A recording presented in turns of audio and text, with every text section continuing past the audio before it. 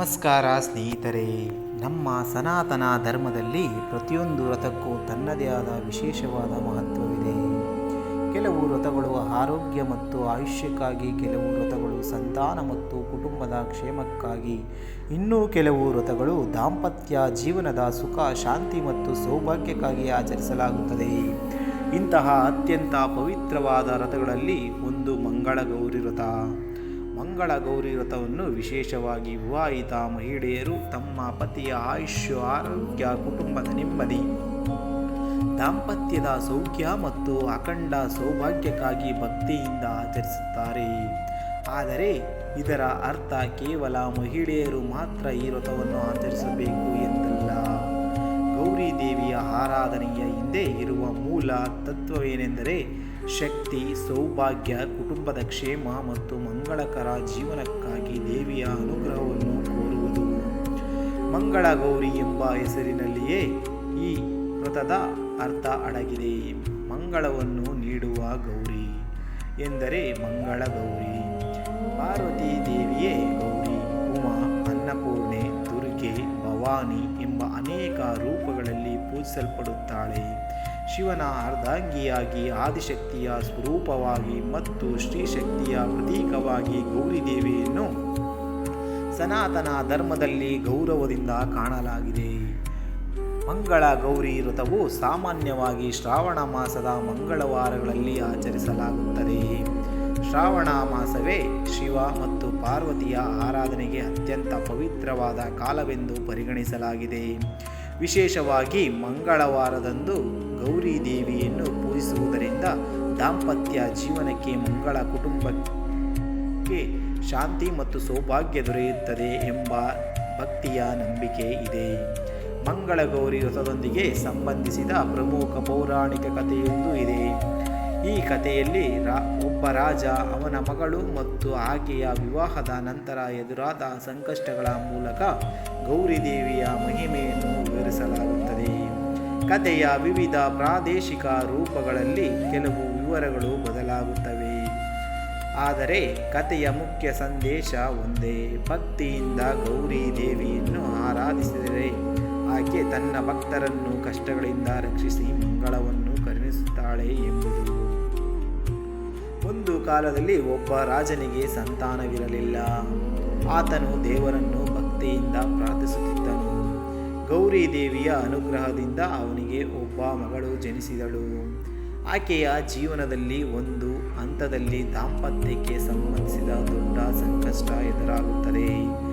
ಆ ಸಂಕಷ್ಟದ ಸಂದರ್ಭದಲ್ಲಿ ಗೌರಿ ದೇವಿಯ ಆರಾಧನೆ, ವ್ರತ ಮತ್ತು ಭಕ್ತಿಯ ಮಹತ್ವ ಬೆಳಕಿಗೆ ಬರುತ್ತದೆ. ಇಂದೊಂದು ಪ್ರಸಿದ್ಧ ಜನಪದ ಪರಂಪರೆಯಲ್ಲಿ ಮಂಗಳ ಗೌರಿ ವ್ರತವನ್ನು ಆಚರಿಸಿದ ಮಹಿಳೆಯೊಬ್ಬಳು ತನ್ನ ಪತಿಯ ಮೇಲೆ ಬಂದ ಅಪಾಯವನ್ನು ದೇವಿಯ ಅನುಗ್ರಹದಿಂದ ದೂರ ಮಾಡುತ್ತಾಳೆ ಎಂದು ಹೇಳಲಾಗುತ್ತದೆ. ಈ ಕಥೆಯ ಉದ್ದೇಶ ಭಯ ಹುಟ್ಟಿಸುವುದಲ್ಲ, ಬದಲಾಗಿ ಪತಿ ಪತ್ನಿಯ ಸಂಬಂಧದಲ್ಲಿ ಪ್ರೀತಿ, ನಂಬಿಕೆ, ಪರಸ್ಪರ ಗೌರವ ಮತ್ತು ದೇವರ ಮೇಲಿನ ಭಕ್ತಿಯ ಮಹತ್ವವನ್ನು ತಿಳಿಸಲಾಗುತ್ತದೆ. ಪುರಾಣಗಳಲ್ಲಿ ಪಾರ್ವತೀ ದೇವಿಯು ಶಿವನನ್ನು ಪಡೆಯಲು ಮಾಡಿದ ತಪಸ್ಸು ಅತ್ಯಂತ ಪ್ರಸಿದ್ಧವಾಗಿದೆ. ಹಿಮವಂತನ ಪುತ್ರಿಯಾಗಿ ಜನಿಸಿದ ಪಾರ್ವತೀ ದೇವಿಯು ಶಿವನನ್ನೇ ಪತಿಯಾಗಿ ಪಡೆಯಬೇಕೆಂಬ ಸಂಕಲ್ಪ ಮಾಡಿ ಕಠಿಣ ತಪಸ್ಸು ಮಾಡಿದಳು.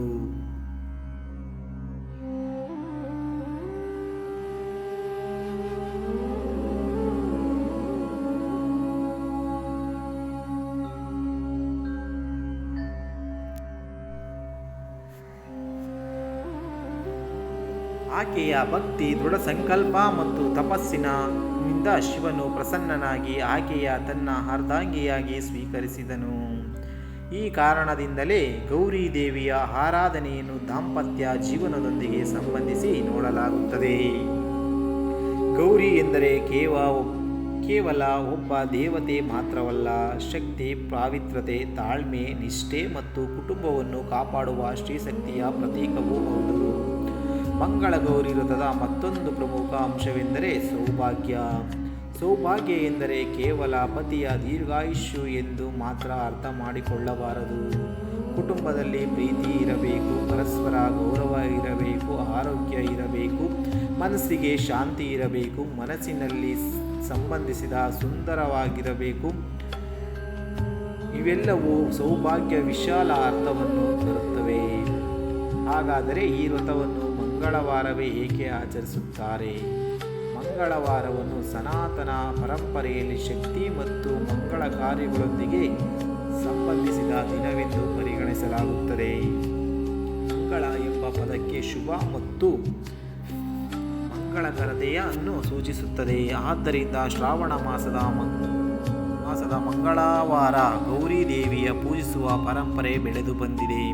ಶ್ರಾವಣ ಮಾಸವು ಮಳೆಗಾಲದ ಪ್ರಮುಖ ಕಾಲ.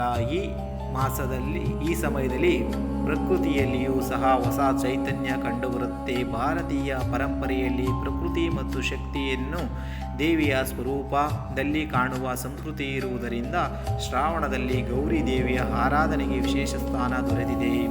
ಮಂಗಳ ಗೌರಿ ವ್ರತವನ್ನು ವಿಶೇಷವಾಗಿ ಹೊಸದಾಗಿ ವಿವಾಹವಾದ ಮಹಿಳೆಯರು ಆಚರಿಸುವುದು ಸಂಪ್ರದಾಯ.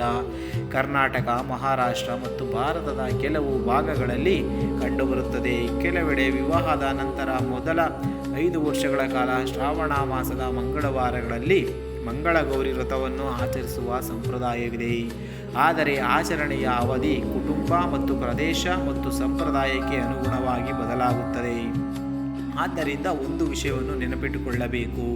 ನಮ್ಮ ಸನಾತನ ಧರ್ಮದಲ್ಲಿ ಆಚರಣೆಗಳಿಗೆ ಪ್ರಾದೇಶಿಕ ವೈವಿಧ್ಯ ಬಹಳ ಇದೆ. ಒಂದು ಮನೆಯಲ್ಲಿ ನಡೆಯುವ ವಿಧಾನ ಮತ್ತೊಂದು ಮನೆಯಲ್ಲಿ ಅದೇ ರೀತಿಯಲ್ಲಿ ಇರಬೇಕೆಂದಿಲ್ಲ. ದೇವಿಯ ಮೇಲಿನ ಭಕ್ತಿ ಮತ್ತು ಶ್ರದ್ಧೆಯೇ ಮುಖ್ಯ. ಮಂಗಳ ಗೌರಿ ಪೂಜೆಯ ಸಂದರ್ಭದಲ್ಲಿ ಸಾಮಾನ್ಯವಾಗಿ ಗೌರಿ ದೇವಿಯ ಪ್ರತಿಮೆ ಅಥವಾ ಕಳಶವನ್ನು ಸ್ಥಾಪಿಸಿ ಪೂಜೆ ಮಾಡುವುದು. ಮನೆಯ ಪೂಜಾ ಸ್ಥಳವನ್ನು ಸ್ವಚ್ಛಗೊಳಿಸಿ ರಂಗೋಲಿ ಹಾಕಿ ಮಂಗಳಕರವಾಗಿ ಅಲಂಕರಿಸಿ ಗಣಪತಿಯನ್ನು ಪೂಜಿಸಿ ನಂತರ ಗೌರಿ ದೇವಿಯನ್ನು ಆವಾಹನೆ ಮಾಡಿ ಪೂಜಿಸುವುದು ಅನೇಕ ಸಂಪ್ರದಾಯಗಳಲ್ಲಿ ಕಂಡುಬರುತ್ತದೆ. ಅರಿಶಿಣದಿಂದ ಗೌರಿ ದೇವಿಯ ರೂಪವನ್ನು ಮಾಡುವುದು ಕೂಡ ಕೆಲವು ಮನೆಗಳಲ್ಲಿ ಸುಂದರವಾದ ಸಂಪ್ರದಾಯವಾಗಿದೆ. ಅರಿಶಿಣವನ್ನು ಮಂಗಳಕರ ವಸ್ತುವೆಂದು ಪರಿಗಣಿಸಲಾಗುತ್ತದೆ. ಅರಿಶಿಣವನ್ನು ಶುದ್ಧತೆ ಮತ್ತು ಆರೋಗ್ಯ ಮಂಗಳವಾದ ಸಂಕೇತವಾಗಿ ಭಾರತೀಯ ಸಂಸ್ಕೃತಿಯಲ್ಲಿ ಬಹಳ ಹಿಂದಿನಿಂದಲೂ ಬಳಕೆಯಲ್ಲಿದೆ. ಗೌರಿ ದೇವಿಗೆ ಹೂ, ಅರಿಶಿಣ, ಕುಂಕುಮ, ಅಕ್ಷತೆ, ಹಣ್ಣು, ನೈವೇದ್ಯ ಮುಂತಾದವುಗಳನ್ನು ಸಮರ್ಪಿಸಲಾಗುತ್ತದೆ. ಮಹಿಳೆಯರು ದೇವಿಗೆ ಕುಂಕುಮ ಅರ್ಪಿಸಿ ತಮ್ಮ ಸೌಭಾಗ್ಯಕ್ಕಾಗಿ ಪ್ರಾರ್ಥಿಸುತ್ತಾರೆ. ಕೆಲವು ಕಡೆಗಳಲ್ಲಿ ಮುತ್ತೈದೆಯರನ್ನು ಮನೆಗೆ ಕರೆದು ಅರಿಶಿಣ ಕುಂಕುಮ ನೀಡಿ ಗೌರವಿಸುವ ಸಂಪ್ರದಾಯವೂ ಇದೆ. ಇಲ್ಲಿ ಗಮನಿಸಬೇಕಾದ ಒಂದು ಸುಂದರವಾದ ವಿಚಾರವೇನೆಂದರೆ ಮುತ್ತೈದರಿಗೆ ಅರಿಶಿಣ ಕುಂಕುಮ ನೀಡುವುದು ಕೇವಲ ಒಂದು ಸಂಪ್ರದಾಯವಲ್ಲ. ನಮ್ಮ ಭಾರತೀಯ ಸಂಸ್ಕೃತಿಯಲ್ಲಿ ಮಹಿಳೆಯರನ್ನು ಗೌರವಿಸುವುದು ಪರಸ್ಪರ ಶುಭ ಹಾರೈಸುವ ಮತ್ತು ಕುಟುಂಬಗಳ ನಡುವೆ ಪ್ರೀತಿ ಸಂಬಂಧವನ್ನು ಬೆಳೆಸುವ ಒಂದು ಸಾಮಾಜಿಕ ಆಚರಣೆಯೂ ಆಗಿದೆ. ಮಂಗಳ ಗೌರಿ ಪೂಜೆಯ ಸಂದರ್ಭದಲ್ಲಿ ಅನೇಕ ಕಡೆಗಳಲ್ಲಿ ವ್ರತದ ದಾರವನ್ನು ಕಟ್ಟಿಕೊಳ್ಳುತ್ತಾರೆ. ಇದನ್ನು ಗೌರಿ ದೇವಿಯ ಅನುಗ್ರಹದಿಂದ ಸಂಕೇತವೆಂದು ಭಾವಿಸಲಾಗುತ್ತದೆ. ಆದರೆ ದಾರದ ರೂಪ, ಬಣ್ಣ, ಕಟ್ಟುವ ವಿಧಾನ ಇತ್ಯಾದಿಗಳು ಪ್ರದೇಶ ಮತ್ತು ಕುಟುಂಬದ ಸಂಪ್ರದಾಯಕ್ಕೆ ಅನುಗುಣವಾಗಿ ಬದಲಾಗುತ್ತವೆ. ಮಂಗಳ ಗೌರಿ ವ್ರತದ ಹಾಡುಗಳು, ಭಜನೆಗಳು ಮತ್ತು ಗೌರಿ ದೇವಿಯ ಸ್ತೋತ್ರಗಳನ್ನು ಪಠಿಸುವ ಸಂಪ್ರದಾಯವೂ ಇದೆ. ದೇವಿಯ ನಾಮಸ್ಮರಣೆ ಮಾಡುವುದರಿಂದ ಮನಸ್ಸಿನಲ್ಲಿ ಭಕ್ತಿ ಮತ್ತು ಶಾಂತಿ ಮೂಡುತ್ತದೆ. ವ್ರತದ ನಿಜವಾದ ಉದ್ದೇಶ ದೇಹಕ್ಕೆ ಕಷ್ಟ ಕೊಡುವುದಲ್ಲ, ಮನಸ್ಸನ್ನು ದೇವರ ಕಡೆಗೆ ಕೇಂದ್ರೀಕರಿಸುವುದಾಗಿದೆ. ವ್ರತ ಎಂದರೆ ಕೇವಲ ಆಹಾರ ಸೇವಿಸದೇ ಇರುವುದಲ್ಲ. ವ್ರತ ಎಂಬ ಪದದ ಆಂತರಿಕ ಅರ್ಥ ಸಂಕಲ್ಪ ಮತ್ತು ನಿಯಮ. ಒಂದು ದಿನ ದೇವರನ್ನು ನೆನೆದು ಸಾತ್ವಿಕವಾಗಿ ನಡೆದುಕೊಂಡು ಕೆಟ್ಟ ಆಲೋಚನೆಗಳನ್ನು ದೂರವಿಟ್ಟು ಸತ್ಯ, ದಯೆ, ಶಾಂತಿ ಮತ್ತು ಭಕ್ತಿಯನ್ನು ಜೀವನದಲ್ಲಿ ಅಳವಡಿಸಿಕೊಳ್ಳುವುದು ಕೂಡ ವ್ರತದ ಒಂದು ಭಾಗವೇ ಆಗಿದೆ. ಮಂಗಳ ಗೌರಿ ವ್ರತವನ್ನು ಆಚರಿಸುವಾಗ ಮಹಿಳೆಯರು ತಮ್ಮ ಕುಟುಂಬದ ಆರೋಗ್ಯ, ಪತಿಯ ಆಯುಷ್ಯ, ಮಕ್ಕಳ ಭವಿಷ್ಯ, ಮನೆಯಲ್ಲಿರುವ ಶಾಂತಿ ಮತ್ತು ಸಮೃದ್ಧಿಗಾಗಿ ಪ್ರಾರ್ಥಿಸುತ್ತಾರೆ. ಆದರೆ ದೇವಿಯ ಮುಂದೆ ಕೆಲವು ಭೌತಿಕ ಸಂಪತ್ತನ್ನು ಕೇಳುವುದಕ್ಕಿಂತ ನಮ್ಮ ಕುಟುಂಬದಲ್ಲಿ ಸದಾ ಪ್ರೀತಿ, ಆರೋಗ್ಯ, ಧರ್ಮ ಮತ್ತು ಶಾಂತಿ ಇರಲಿ ಎಂದು ಪ್ರಾರ್ಥಿಸುವುದು ಅತ್ಯಂತ ಅರ್ಥಪೂರ್ಣ. ಗೌರಿ ದೇವಿಯ ಆರಾಧನೆಯ ಹಿಂದೆ ಮತ್ತೊಂದು ಆಧ್ಯಾತ್ಮಿಕ ಸಂದೇಶವಿದೆ. ಶಿವ ಮತ್ತು ಶಕ್ತಿ ಬೇರೆ ಬೇರೆ ಅಲ್ಲ. ಶಕ್ತಿ ಇಲ್ಲದೆ ಶಿವನು ಕ್ರಿಯಾಶೀಲನಾಗಲಾರನು ಎಂಬ ತತ್ವವನ್ನು ಶೈವ ಮತ್ತು ಶಾಸ್ತ್ರ ಪರಂಪರೆಗಳು ವಿವರಿಸುತ್ತವೆ. ಆದ್ದರಿಂದ ಗೌರಿ ದೇವಿಯ ಆರಾಧನೆಯು ಶ್ರೀಶಕ್ತಿಯ ಮಹತ್ವವನ್ನು ನೆನಪಿಸುತ್ತದೆ. ಮನೆಯಲ್ಲಿರುವ ಮಹಿಳೆ ಕುಟುಂಬದ ಅನೇಕ ಸಂಬಂಧಗಳನ್ನು ಒಗ್ಗೂಡಿಸುವ ಶಕ್ತಿಯಾಗಿರುತ್ತಾಳೆ. ಆಕೆಯ ಪ್ರೀತಿ, ತಾಳ್ಮೆ ಮತ್ತು ಕಾಳಜಿ ಕುಟುಂಬಕ್ಕೆ ದೊಡ್ಡ ಆಧಾರವಾಗುತ್ತದೆ. ಹೀಗಾಗಿ ಗೌರಿ ದೇವಿಯನ್ನು ಪೂಜಿಸುವಾಗ ನಮ್ಮ ಜೀವನದಲ್ಲಿರುವ ತಾಯಿ, ಅಕ್ಕ, ತಂಗಿ, ಪತ್ನಿ ಮತ್ತು ಇತರ ಮಹಿಳೆಯರಿಗೂ ಗೌರವ ನೀಡುವುದು ಈ ಪವಿತ್ರ ನಿಜವಾದ ಅರ್ಥವಾಗಿದೆ. ವ್ರತದ ನಿಜವಾದ ಸಾರ್ಥಕತೆಯಾಗಿದೆ. ಶಾಸ್ತ್ರ ಮತ್ತು ಧಾರ್ಮಿಕ ಪರಂಪರೆಗಳಲ್ಲಿ ದೇವಿಯ ಆರಾಧನೆ ಶ್ರದ್ಧೆ ಬಹಳ ಮಹತ್ವ ನೀಡಲಾಗಿದೆ. ಪೂಜೆಯಲ್ಲಿ ಬಳಸುವ ವಸ್ತುಗಳಿಂದ ಮನಸ್ಸಿನ ಭಾವನೆ ಮುಖ್ಯವೆಂದು ಪರಂಪರೆ ತಿಳಿಸುತ್ತದೆ. ಆದ್ದರಿಂದ ದೊಡ್ಡ ಪ್ರಮಾಣದಲ್ಲಿ ಪೂಜೆ ಮಾಡುವುದು ಸಾಧ್ಯವಾಗದಿರುವುದರೂ ಸಾಧ್ಯವಾದಷ್ಟು ಸರಳವಾಗಿ ಮತ್ತು ಶುದ್ಧ ಮನಸ್ಸಿನಿಂದ ಗೌರಿ ದೇವಿಯನ್ನು ಆರಾಧಿಸಬಹುದು. ಮಂಗಳ ಗೌರಿ ವ್ರತದ ದಿನ ಬೆಳಿಗ್ಗೆ ಬೇಗ ಎದ್ದು ಸ್ನಾನ ಮಾಡಿ ಮನೆಯ ಪೂಜಾ ಸ್ಥಳವನ್ನು ಸ್ವಚ್ಛಗೊಳಿಸಿ ದೇವಿಗೆ ದೀಪ ಬೆಳಗಿಸಿ ಗಣಪತಿ ಮತ್ತು ಗೌರಿ ದೇವಿಯನ್ನು ಪೂಜಿಸಿ ಸಾಧ್ಯವಾದಷ್ಟು ಸ್ತೋತ್ರ ಅಥವಾ ಮಂತ್ರವನ್ನು ಪಠಿಸಿ ನೈವೇದ್ಯ ಸಮರ್ಪಿಸಿ ನಂತರ ಪ್ರಸಾದವನ್ನು ಸ್ವೀಕರಿಸುವುದು ಸಾಮಾನ್ಯ ಆಚರಣೆಯಾಗಿದೆ. ಉಪವಾಸದ ವಿಷಯದಲ್ಲಿಯೂ ಇದೇ ಮಾತು ಅನ್ವಯಿಸುತ್ತದೆ. ಆರೋಗ್ಯದ ಕಾರಣದಿಂದ ಉಪವಾಸ ಮಾಡಲು ಸಾಧ್ಯವಾದರೂ ಕಡ್ಡಾಯವಾಗಿ ಉಪವಾಸ ಮಾಡಲೇಬೇಕು ಎಂಬುದಿಲ್ಲ. ನಮ್ಮ ಆರೋಗ್ಯಕ್ಕೆ ಅನುಗುಣವಾಗಿ ಫಲಾಹಾರ ಅಥವಾ ಸಾತ್ವಿಕ ಆಹಾರ ಸೇವಿಸಿ ದೇವಿಯ ಆರಾಧನೆ ಮಾಡಬಹುದು. ದೇವರ ಭಕ್ತಿಯಲ್ಲಿ ದೇಹದ ಆರೋಗ್ಯ ಹಾಳು ಮಾಡಿಕೊಳ್ಳುವ ಉದ್ದೇಶವೂ ಅಲ್ಲ. ಮಂಗಳ ಗೌರಿ ವ್ರತದ ಫಲವೇನು ಎಂದು ಕೇಳಿದರೆ, ಧಾರ್ಮಿಕ ನಂಬಿಕೆಯ ಪ್ರಕಾರ ದಾಂಪತ್ಯ ಸೌಖ್ಯ, ಸೌಭಾಗ್ಯ, ಕುಟುಂಬದ ಕ್ಷೇಮ, ಮನಃಶಾಂತಿ ಮತ್ತು ಗೌರಿ ದೇವಿಯ ಅನುಗ್ರಹ ದೊರೆಯುತ್ತದೆ ಎಂದು ನಂಬಲಾಗಿದೆ. ಆದರೆ ಇಲ್ಲಿ ಒಂದು ಮುಖ್ಯ ವಿಚಾರವನ್ನು ಅರ್ಥ ಮಾಡಿಕೊಳ್ಳಬೇಕು. ಯಾವುದೇ ವ್ರತವನ್ನು ಇದನ್ನು ಮಾಡಿದರೆ ಖಂಡಿತವಾಗಿಯೂ ಇಷ್ಟು ಫಲ ಸಿಗುತ್ತದೆ ಎಂಬ ವ್ಯಾಪಾರಿಕ ರೀತಿಯಲ್ಲಿ ನೋಡಬಾರದು. ವ್ರತವು ದೇವರೊಂದಿಗೆ ನಮ್ಮ ಭಕ್ತಿಯ ಸಂಬಂಧವನ್ನು ಗಾಢಗೊಳಿಸುವ ಒಂದು ಆಧ್ಯಾತ್ಮಿಕ ಸಾಧನೆಯ ಫಲ ಎಂಬುದು ಕೇವಲ ಹಣ ಮತ್ತು ಹೊರಗಿನ ಯಶಸ್ಸಲ್ಲ. ಮನಸ್ಸಿಗೆ ಶಾಂತಿ ಸಿಗುವುದು, ಕುಟುಂಬದಲ್ಲಿ ಒಗ್ಗಟ್ಟು ಹೆಚ್ಚಿಸುವುದು, ಸಾತ್ವಿಕ ಸತ್ಕಾರ್ಯ ಮಾಡಲು ಪ್ರೇರಣೆ ದೊರೆಯುವುದು ಕೂಡ ದೊಡ್ಡ ಫಲವೇ ಆಗಿದೆ. ಮಂಗಳ ಗೌರಿ ವ್ರತವು ಮಹಿಳೆಯರ ಆತ್ಮವಿಶ್ವಾಸ ಮತ್ತು ಕುಟುಂಬದ ಜವಾಬ್ದಾರಿಯನ್ನು ನೆನಪಿಸುವ ಒಂದು ಸಾಂಸ್ಕೃತಿಕ ಆಚರಣೆಯಾಗಿದೆ. ಮಹಿಳೆಯರು ಒಟ್ಟಾಗಿ ಸೇರಿ ಪೂಜೆ ಮಾಡುವುದು, ಪರಸ್ಪರ ಅರಿಶಿಣ ಕುಂಕುಮ ವಿನಿಮಯ ಮಾಡಿಕೊಳ್ಳುವುದು, ದೇವಿಯ ಹಾಡುಗಳನ್ನು ಹಾಡುವುದು ಮತ್ತು ಹಿರಿಯರಿಂದ ಆಶೀರ್ವಾದ ಪಡೆಯುವುದು ಇವೆಲ್ಲವೂ ನಮ್ಮ ಸಂಸ್ಕೃತಿಯ ಸಾಮಾಜಿಕ ಬಂಧವನ್ನು ಬಲಪಡಿಸುತ್ತವೆ. ಇಂದಿನ ಕಾಲದಲ್ಲಿ ನಮ್ಮ ಜೀವನ ಶೈಲಿ ತುಂಬ ಬದಲಾಗಿದೆ. ಉದ್ಯೋಗ, ಶಿಕ್ಷಣ, ನಗರ ಜೀವನ ಮತ್ತು ವಿವಿಧ ಜವಾಬ್ದಾರಿಗಳ ನಡುವೆ ಹಳೆಯ ಆಚರಣೆಗಳನ್ನು ಸಂಪೂರ್ಣವಾಗಿ ಮಾಡಲು ಎಲ್ಲರಿಗೂ ಸಾಧ್ಯವಾಗುವುದಿಲ್ಲ. ಆದರೆ ಆಚರಣೆಯ ಮೂಲ ಭಾವನೆಯನ್ನು ಉಳಿಸಿಕೊಳ್ಳಬಹುದು. ದೇವಿಗೆ ಒಂದು ದೀಪ ಹಚ್ಚಿ ಗೌರಿ ದೇವಿಯನ್ನು ಸ್ಮರಿಸಿ ಕುಟುಂಬದ ಕ್ಷೇಮಕ್ಕಾಗಿ ಪ್ರಾರ್ಥಿಸಿದರೂ ಅದು ಭಕ್ತಿಯೇ. ಮಂಗಳ ಗೌರಿ ವ್ರತದ ಮೂಲಕ ನಾವು ಕಲಿಯಬೇಕಾದ ದೊಡ್ಡ ಪಾಠವೇನೆಂದರೆ, ದಾಂಪತ್ಯ ಜೀವನದಲ್ಲಿ ಪರಸ್ಪರ ಗೌರವ, ಪ್ರೀತಿ ಮತ್ತು ನಂಬಿಕೆ ಇರಬೇಕು. ದೇವಿಯನ್ನು ಪೂಜಿಸುವುದರ ಜೊತೆಗೆ ಮನೆಯಲ್ಲಿರುವವರನ್ನು ಪ್ರೀತಿಯಿಂದ ನೋಡಿಕೊಳ್ಳುವುದು ಕೂಡ ದೇವಿಯ ಆರಾಧನೆಯ ಒಂದು ರೂಪವೇ ಆಗಿದೆ.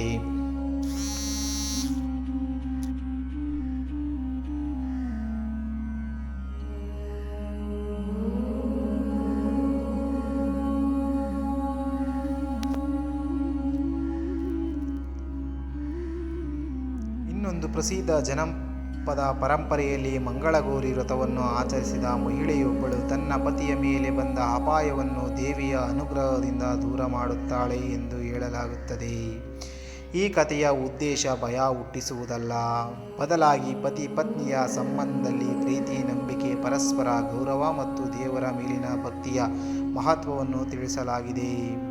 ಪುರಾಣಗಳಲ್ಲಿ ಪಾರ್ವತೀ ದೇವಿಯು ಶಿವನನ್ನು ಪಡೆಯಲು ಮಾಡಿದ ತಪಸ್ಸು ಅತ್ಯಂತ ಪ್ರಸಿದ್ಧವಾಗಿದೆ.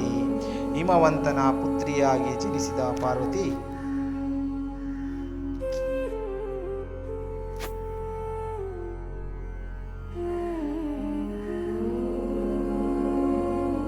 ಗೌರಿ ದೇವಿಯು